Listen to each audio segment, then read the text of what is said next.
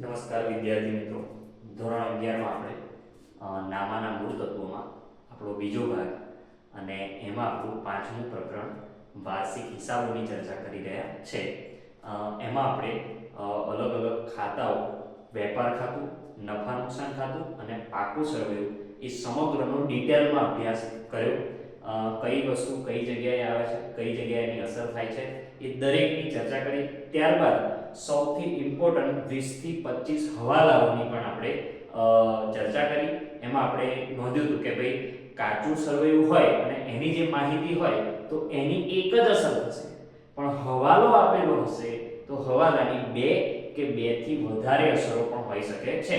ઓછામાં ઓછી બે અસર તો હોય જ, તો એ આપણે ધ્યાન રાખીશું. આપણે આપણો પહેલો દાખલો, છઠ્ઠો દાખલો ભણ્યો હતો અને હવે આપણે આપણો બીજા નંબરનો દાખલો, સાતમો દાખલો પંકજના ચોપડે વાર્ષિક હિસાબો તૈયાર કરવાના છે. છઠ્ઠા દાખલામાં એટલા બધા વેરાયટી વાળા વ્યવહારો નહોતા, ઈઝી દાખલો હતો, પણ હવેથી થોડા દાખલાઓ એ એડવાન્સ લેવલના આવતા જશે, તો ધ્યાન રાખીશું. કારણ કે ધોરણ 11માં આ દાખલો 11 માર્કનો આવશે, એ જ રીતે 12માં પણ ભાગીદારીના વાર્ષિક હિસાબો 11 માર્કનો અને કંપનીના વાર્ષિક હિસાબો પણ 11 માર્કના. એટલે અહીંયા જો આવડી જશે તો ધોરણ 12ની બોર્ડની પરીક્ષામાં 22 માર્ક આરામથી મેળવી શકીશું. રેડી? તો સ્ટાર્ટ કરીએ છીએ મિત્રો આપણો સાતમો દાખલો. પંકજના ચોપડે તારીખ 31/3/15 ના રોજ કાચા સરવૈયા અને વધારાની માહિતી પરથી વાર્ષિક હિસાબો તૈયાર કરો. તો સૌપ્રથમ આપણે આપણી પદ્ધતિને યાદ કરીએ કે સૌથી પહેલા આપણે હવાલાની એન્ટ્રી કરીશું. હવાલાને વાંચીશું અને એ હવાલો કાચા સરવૈયામાં કઈ જગ્યાએ ટચ થાય છે, કઈ જગ્યાએ અસર કરે છે એને નોંધીશું. તો પહેલો હવાલો મિત્રો, આખર માલનો સ્ટોક 1,65,000 છે, જેમાં 50% માલની બજાર કિંમત 10% વધુ છે, જ્યારે બાકીના માલની બજાર કિંમત 10% ઓછી છે. રેડી? તો આખર સ્ટોક જે છે એને આપણે ત્યાં જ રાઉન્ડ કરીશું, કેમ કે એનું વર્કિંગ કરવું પડશે ને. આપણે જણાવ્યું હતું કે આખર સ્ટોકની ગણતરીમાં ઓછી કિંમતને ધ્યાન લઈશું, વધારે કિંમતને ધ્યાનમાં લઈશું નહીં, તો ત્યાં જ રાઉન્ડ કરીશું. ત્યારબાદ નહીં નોંધેલ ઉધાર ખરીદી 60,000, એટલે ખરીદી નોંધવાની રહી ગઈ છે, તો ખરીદી જ્યાં છે કાચા સરવૈયામાં સેકન્ડ નંબરમાં, ખરીદીને વેચાણ, ત્યાં આપણે મારીશું નંબર 2. અને આપણને ખબર જ છે કે ખરીદીથી કોને અસર થાય? લેણદારોને. તો લેણદારો છે ત્યાં પણ આપણે નંબર મારીશું 2. રેડી? આગળ મિત્રો, નહીં નોંધેલ ઉધાર ખરીદ પરત. તો ખરીદ પરત નોંધવાનું રહી ગયું છે, તો ખરીદીમાંથી શું કરવું પડે? બાદ કરવું પડે. તો ખરીદીમાં પાછો મારીશું નંબર 3 અને ખરીદ પરતને પણ લેણદારને લેવા દેવા છે, એટલે લેણદારમાં પણ મારીશું નંબર 3. ત્યારબાદ નહીં નોંધેલ ઉધાર વેચાણ મિત્રો. તો ઉધાર વેચાણથી કોને ફરક પડે? દેવાદારોને. તો દેવાદારમાં નંબર 4 મારીશું અને વેચાણમાં પણ નંબર 4 મારીશું. ત્યારબાદ નહીં નોંધેલ વેચાણ પરત. તો વેચાણ પરત પણ દેવાદારને અસર કરે, એટલે દેવાદારમાં નંબર 5 અને વેચાણમાં પણ નંબર 5 કરીશું. વેચાણમાંથી કાઢવું પડશે. ત્યારબાદ ચૂકવવાની બાકી મજૂરી કેટલી છે? 15,000.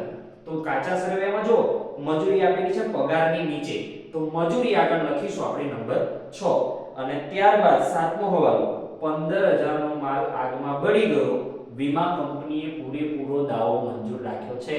આ વ્યવહારની પણ આપણે અલગથી નોંધ લખાઈ છે અને મેં કીધું કે આ વ્યવહાર દરેક દાખલામાં આવશે.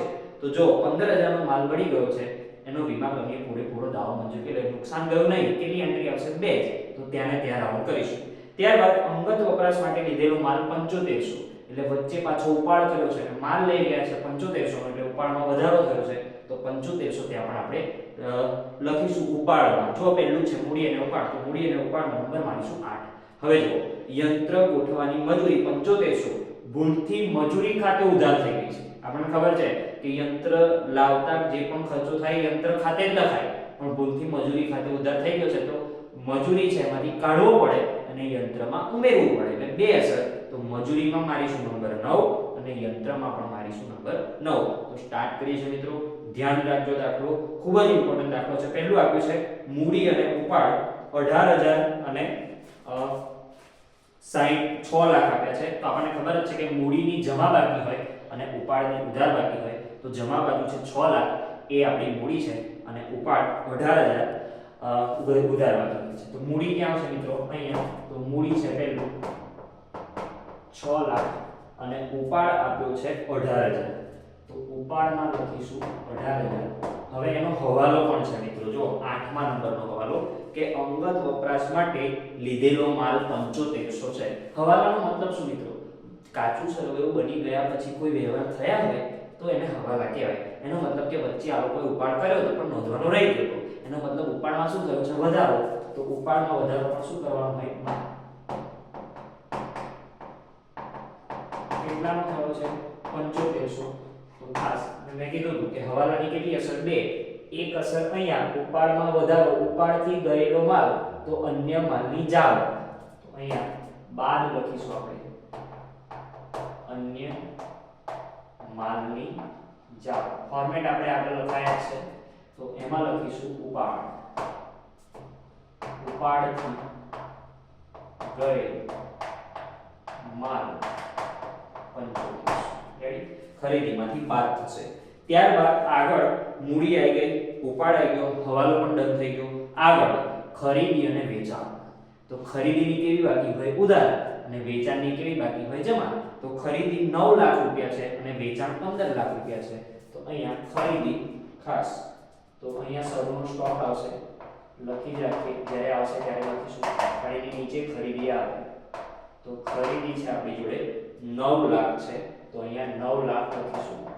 હવે એમાં બહુ બધા હવાલા છે. જો પહેલો હવાલો છે બીજો, તો વાંચો બીજો હવાલો. નહીં નોંધેલ ઉધાર ખરીદી 60000 રૂપિયા.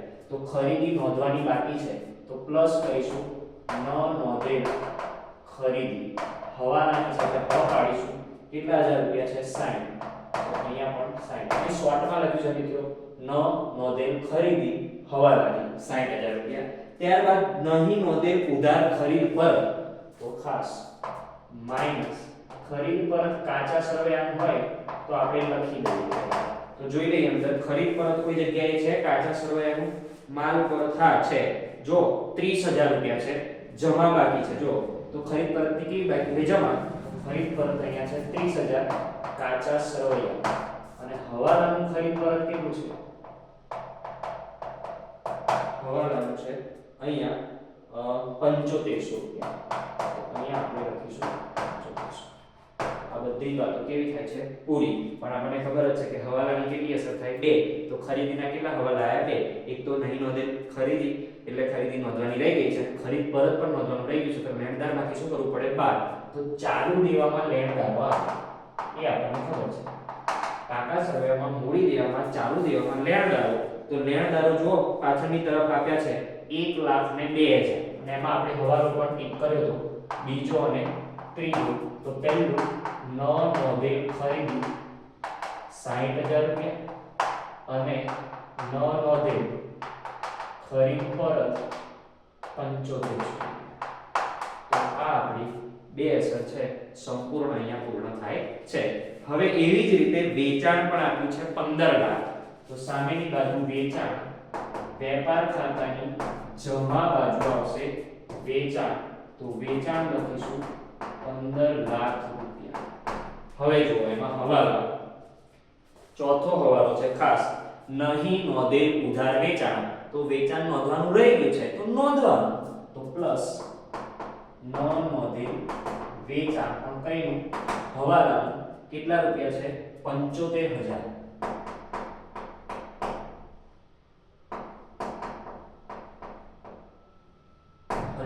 તો એ રીતે લખીશું. ત્યારબાદ નહીં નોંધેલ વેચાણ પરત. તો પહેલા વેચાણ પરત આપણે કાચા સરવૈયાનું હોય ને તો એને બાદ કરી દઈશું. તો જોઈએ વેચાણ પરત કોઈ જગ્યાએ છે કાચા સરવૈયાનું? જોઈએ હા છે. જો 60000 રૂપિયા આપ્યું છે ખરીદ પરતની નીચે. તો વેચાણ પરત કાચા સરવૈયાનું 60000 રૂપિયા અને વેચાણ પરત હવાલો એ આપ્યું છે મને 22500. આની સંપૂર્ણ નોંધ અહીંયા થાય છે. હવાલાની કેટલી અસર? 2. તો હજુ અસર રહી છે કઈ જગ્યાએ? દેવાદારોમાં. કેમ કે વેચાણથી કોને ફરક પડે? દેવાદારોને. તો દેવાદારો ક્યાં આવે? પાકા સરવૈયામાં, મિલકત લેણામાં, ચાલુ મિલકતોમાં દેવાદારો. તો પાછળની તરફ જો દેવાદારો ઉપર આપ્યા છે પહેલા 1,35,000. એમાં પહેલું ન નોંધેલ વેચાણ લખવું પડે 75000 અને વેચાણ પરત નોંધવાનું રહી ગયું. વેચાણ પરત ધ્યાન રાખજો, કાચા સરવૈયાનું વેચાણ પરત દેવાદારમાંથી બાદ ના થાય, પણ હવાલાનું આપ્યું હોય તો બાદ કરવું પડે. તો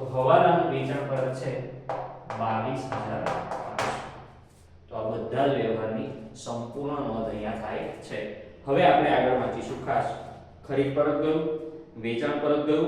હવે સ્ટોક આપ્યો છે 1/4/2014. ધ્યાન રાખજો મિત્રો, આપણું વર્ષ ક્યારે શરૂ થાય? 1/4 એ થાય. અને વર્ષ શરૂ થાય ને સ્ટોક હોય તો કયો સ્ટોક કહેવાય? શરૂનો સ્ટોક. જો 31/3 નો હોય તો આખર સ્ટોક હોય. તો આ સ્ટોક શરૂનો આપ્યો છે, કેટલો આપ્યો છે? 90000. તો શરૂનો સ્ટોક આપણે લખેલું છે, તો અહીંયા લખી દઈશું 90000. ત્યારબાદ મિત્રો આગળ વાંચીશું આવક માલ ગાળા ભાડું. તો આવક માલ ગાળા ભાડું યાદ કરો. આવક માલ ગાળા ભાડું કારખાનાનો ખર્ચ છે, કારખાના માટે ખર્ચ છે. તો વેપાર ખાતાની ઉધાર બાજુ ખરીદીના ખર્ચા.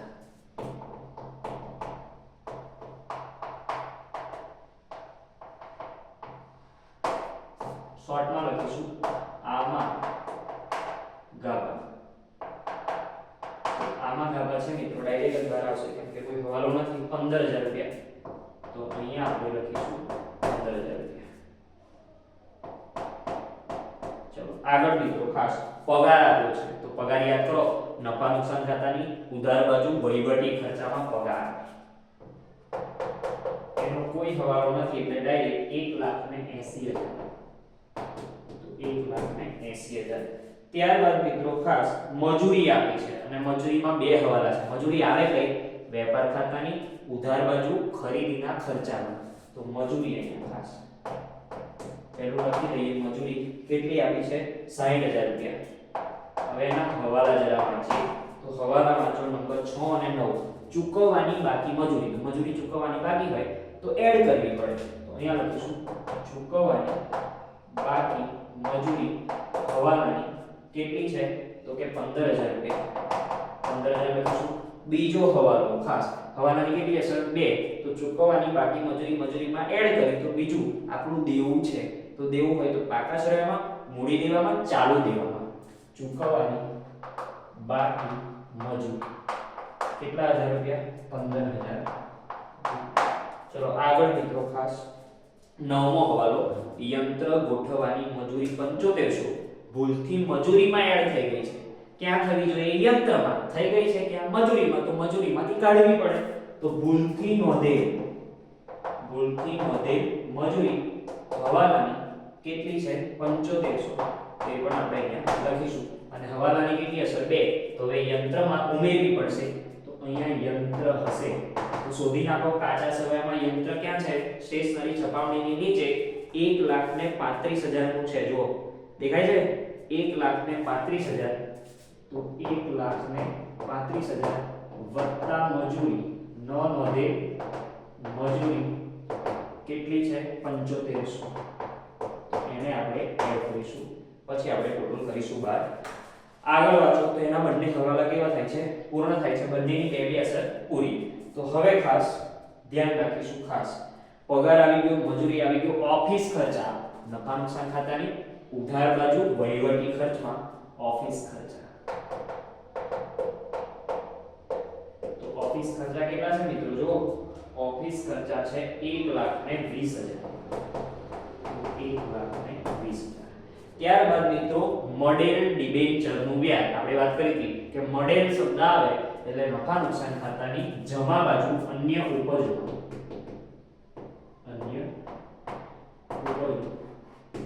મોડેલ ડિબેન્ચરનું વ્યાજ કેટલું છે? મોડેલ ડિબેન્ચરનું વ્યાજ 15,000 રૂપિયા. તો આપણે અહીંયા 15,000 લખીશું. ત્યારબાદ મિત્રો મોડેલો વટાવો 6,000 રૂપિયા. તે પણ અહીંયા જ આવશે.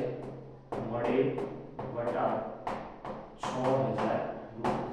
ત્યારબાદ મિત્રો મોડેલ કમિશન 3,000. મોડેલ કમિશન 3,000 અહીંયા લખીશું.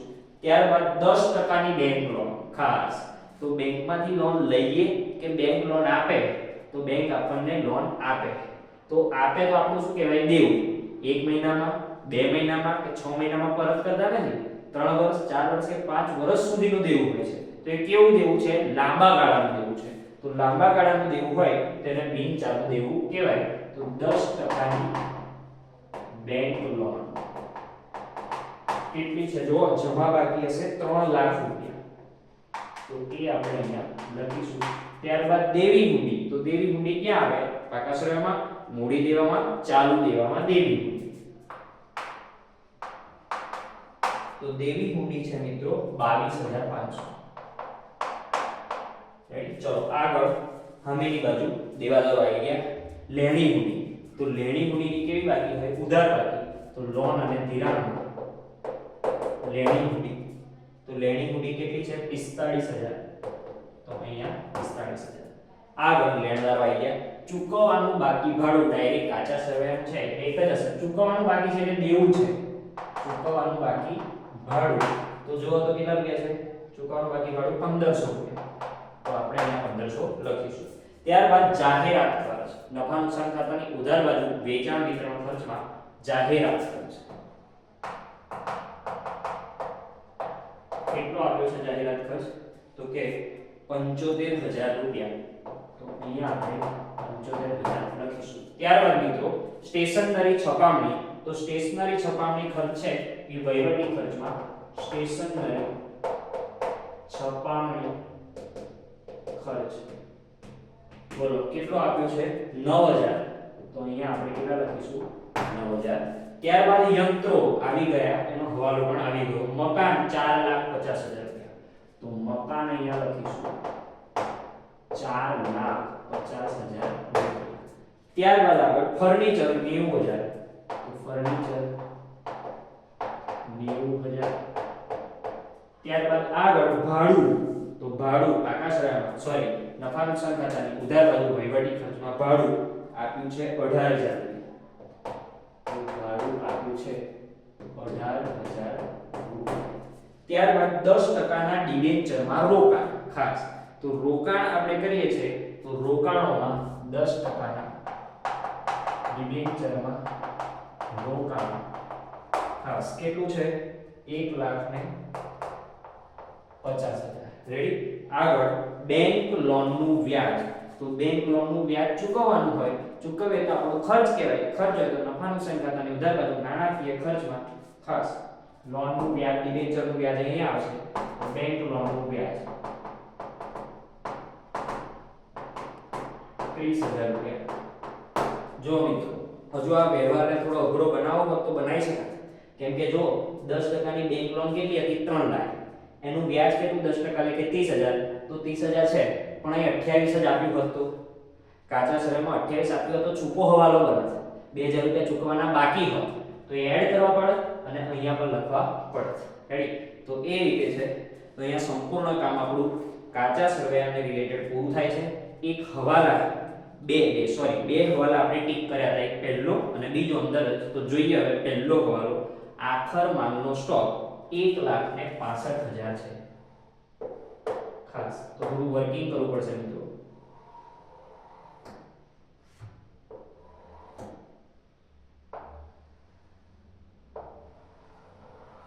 ધ્યાન રાખીશું. આખર સ્ટોક કેટલાનો છે મિત્રો? 1,65,000 નો છે. હવે એના બે પાર્ટ પાડી દઈશું. જોજો મિત્રો 50% માલની બજાર કિંમત 10% વધુ છે. કેન્સલ લઈ લઈશું મિત્રો. ખાસ તો 1,65,000 ના માલની 50% એટલે કે 82,500 અને આ બાજુ પણ 82,500 માંથી 50% માલની બજાર કિંમત 10% વધુ છે. એટલે આ 50% તો રહ્યો કેટલો? 50%. તો આ 50% છે એની બજાર કિંમત 10% વધારે છે. તો 82,500 વત્તા 10%. તો 8250 10% વધારે એટલે 8250 એટલે ટોટલ બજાર કિંમત કેટલી થઈ ગઈ અત્યારે? તો 90,750. ધ્યાન રાખીશું. હવે આગળ વાંચો. જ્યારે બાકીના માલની બજાર કિંમત 10% ઓછી છે તો બાકીનો એટલે કોણ? 50%. એની 10% ઓછી એટલે 8250 ઓછા છે. તો અહીંયા 8,000 82,500 માંથી 8,250 જાય તો 74,250. હવે ધ્યાન રાખજો મિત્રો. ખાસ પહેલા કિંમત કેટલી હતી? 82,500. અહીંયા પણ કેટલી હતી? 82,500. હવે વધીને કેટલી થઈ ગઈ? 90,750. તો આ બેમાં ઓછું કોણ? મેં કીધું હતું પહેલા કે જે ઓછો હોય એને લેવાનું, તો આ બેમાં ઓછો કોણ 82500, તો અહીંથી કેટલા લેવાના 82500, અને આ બેમાં ઓછો કોણ તો કે 74250, તો અહીંયાથી આ લેવાના, એટલે આખર સ્ટોક બનશે 82500 વત્તા 74250, તો 82500 156,750. તો ખાસ મેં કીધું હતું કે આખો સ્ટોક કાચા સર્વેમાં એટલો જ આપેલો હોય તો ચાલુ મિલકતોમાં આવશે, પણ હવાલાનો હોય તો બે જગ્યાએ વેપાર ખાતામાં આવશે અને ચાલુ મિલકતોમાં પણ આવશે. તો પહેલું ચાલુ મિલકતોમાં આખો સ્ટોક 156,750, અને અહીંયા પણ વેપાર ખાતામાં આખો સ્ટોક 156,750. તો આ રીતે મિત્રો કામ કરવાનું હોય છે. હજુ સૌથી ઇમ્પોર્ટન્ટ હવાલો રહી ગયો છે, જો 7મો 15,000 નો માલ આગથી બળી ગયો. ખાસ એટલે માલ કેટલાનો ગયો 15,000 નો અન્ય માલની જાળ. વીમા કંપનીએ પૂરેપૂરો દાવો મંજૂર કર્યો. 15,000 કોણે આપી દીધા? વીમા કંપનીએ. અને મેં કીધેલું કે વીમા કંપની આપણી મિલકત છે. રેડી? તો ખાસ તો અહીંયા અન્ય માલની જાળમાં આગથી બળે માલ 15,000 રૂપિયા. રેડી? બધાએ કોણે આપી દીધા? વીમા કંપની. તો આપણી મિલકત છે, તો વીમા કંપની કેટલા આપી દીધા? 15,000 રૂપિયા. તો કેટલી અસર થઈ? 2. પણ એવું કીધું હતું કે વીમા કંપનીએ 50% દાવો મંજૂર કર્યો, તો 7500 આપ્યા, પણ હજુ 7500 શું છે? નુકસાન. તો પાછું કઈ આવે? નફા નુકસાન ખાતાના અન્ય ખર્ચમાં પણ લખવું પડે. એટલે કેટલી એન્ટ્રી થાય? 3. તેનું પણ આપણે ધ્યાન રાખીશું. આગળ એવા દાખલા આવશે. તો અહીંયા બધી જ અસરો આખા હવાલાની અને આખા કાચા સર્વેની બધી જ અસરો જે છે એ પૂર્ણ થાય છે. તો હવે આપણે મસ્ત જે અંદર વસ્તુઓ છે એને બહાર કાઢીશું અને ટોટલ મારીશું. તો 9 લાખ રૂપિયા, ત્યારબાદ 60,000 એડ કરવાના છે, ત્યારબાદ એમાંથી જે છે 30,000 રૂપિયા કાઢવાના છે, પછી 7500 કાઢવાના છે, પછી અન્યમાંની જાવકમાં બીજા 7500 છે, પછી 15,000 બીજા છે, એમ કરીને 9 લાખ રૂપિયા અહીંયા આવશે. ટોટલ અહીંયા 9 લાખ. તો આ રીતે અહીંયા પણ મિત્રો 60,000 છે, ત્યારબાદ 15,000 છે અને માઈનસ 7500 બાદ કરીશું તો 67,500 આવશે. રેડી? તો હવે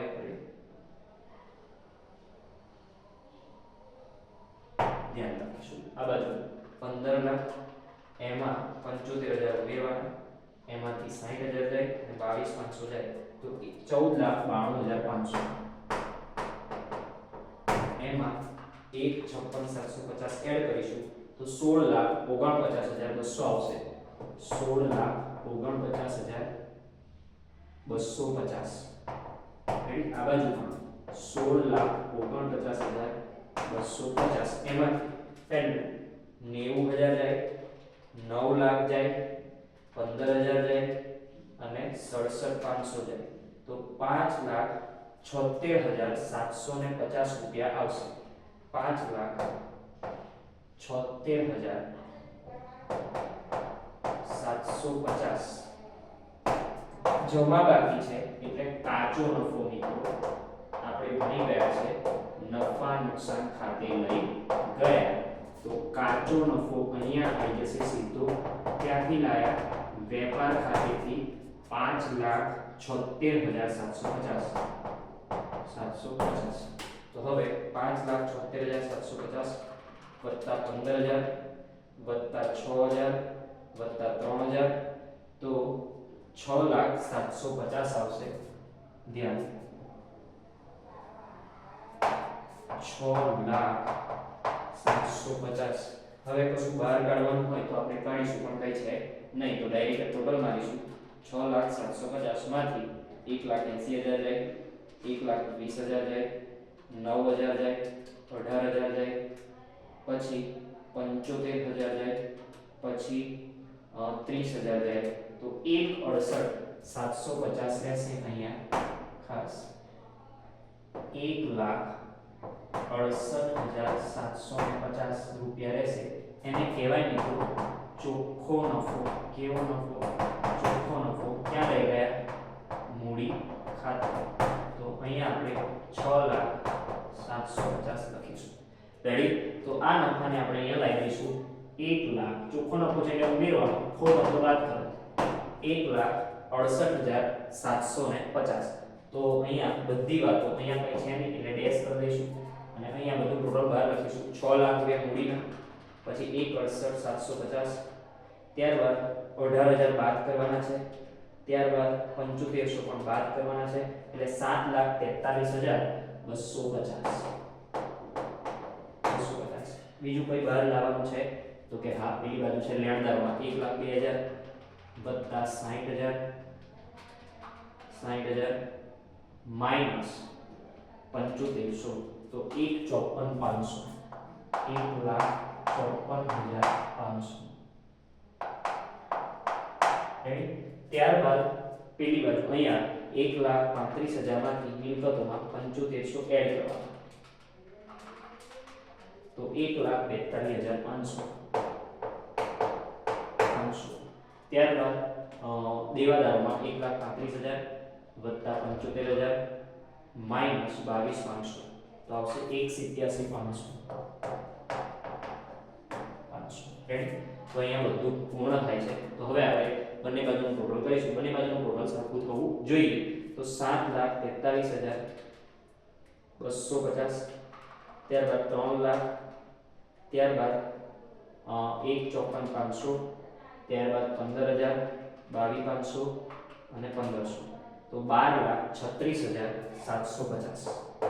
12,36,750 અને આ બાજુ 1,43,500, 4,50,000, ત્યારબાદ 90,000, ત્યારબાદ 1,50,000, ત્યારબાદ 1,87,500, ત્યારબાદ 1,56,750, ત્યારબાદ 15,000, ત્યારબાદ 45,000 તો 12,36,750 આવી જશે.